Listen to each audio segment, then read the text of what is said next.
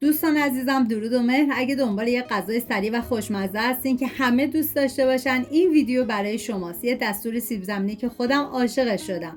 نیاز به 450 گرم سیب زمینی داریم که معادل 3 عدد میشه. به صورت مکعبی درشت خورد میکنم، میریزم داخل قابلمه، مقداری آب میریزم، زمان میدم تا بپزه. این غذا برای 5 نفر در نظر گرفته شده. شما به اساس تعداد نفرات باید مواد کم یا زیاد کنید.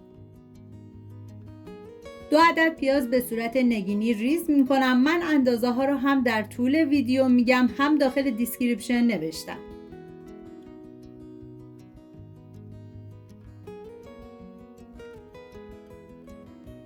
داخل تابه مقداری روغن کنجد میریزم که شما از هر نوع روغن یا کره‌ای که دوست دارید میتونید استفاده کنید. بعد از داغ شدن پیاز ریز شده رو میریزم، هم میزنم و زمان میدم تا پیاز سرخ بشه.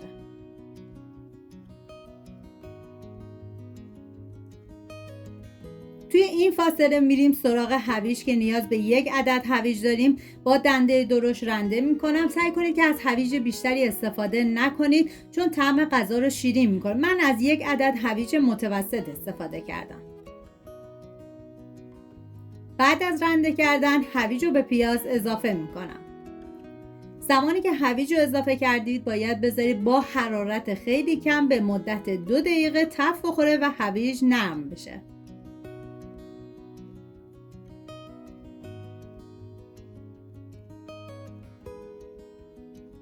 2 حبه سیر نیاز داریم که من به هویج اضافه میکنم.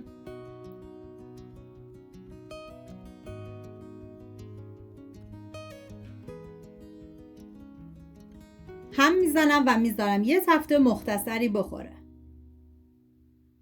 نوبت اضافه کردن ادویه هست، شامل نمک، پاپریکا و مقداری پودر سیر من بهش اضافه کردم که کاملا اختیاری و قابل حذفه.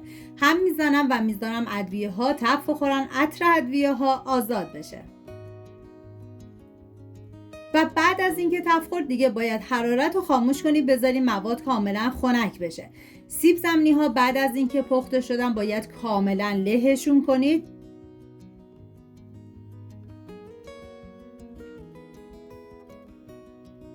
و ما برای این غذای خوشمزه نیاز به سبزی تازه داریم که من از یه دسته شوید و یه دسته جعفری استفاده کردم. ریز ریز خورد میکنم.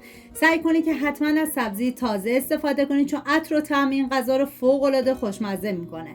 بعد از خورد کردن به سیب زمینی اضافه میکنم. نکته مهم این که سیب زمینی تا زمانی که داغه حتما لهش کنید.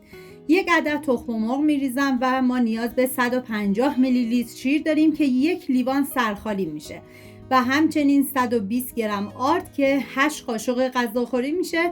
همه این مواد رو با همدیگه مخلوط میکنم. من 1 عدد تخم مرغ اضافه کردم و اگر نیاز بود تخم مرغ دوم در مرحله بعدی میریزم.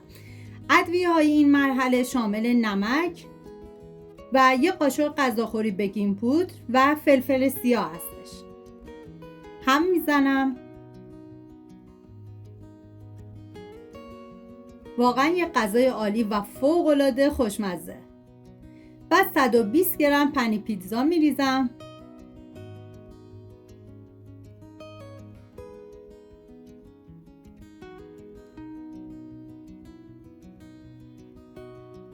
و بعد از اینکه موادی که سرخ کردیم کاملا خنک شد به بقیه مواد اضافه میکنم. هم میزنم.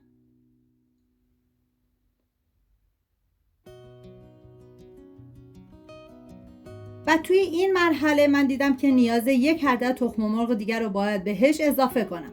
اضافه کردم و هم میزنم. این غذا از اوناست که وقتی عجله دارین یا حوصله غذای سنگین ندارین دقیقاً میچسبه.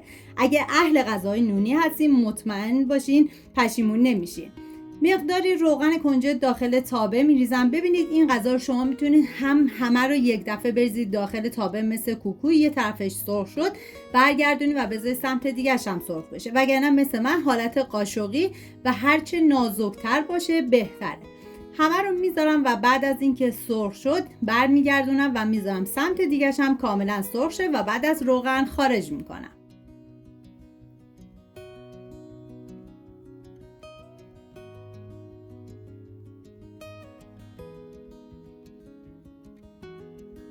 امیدوارم از این غذای خوشمزه و فوری لذت برده باشین. اگه دوست داشتید کانال رو دنبال کنید تا دستورهای بعدی رو از دست ندین.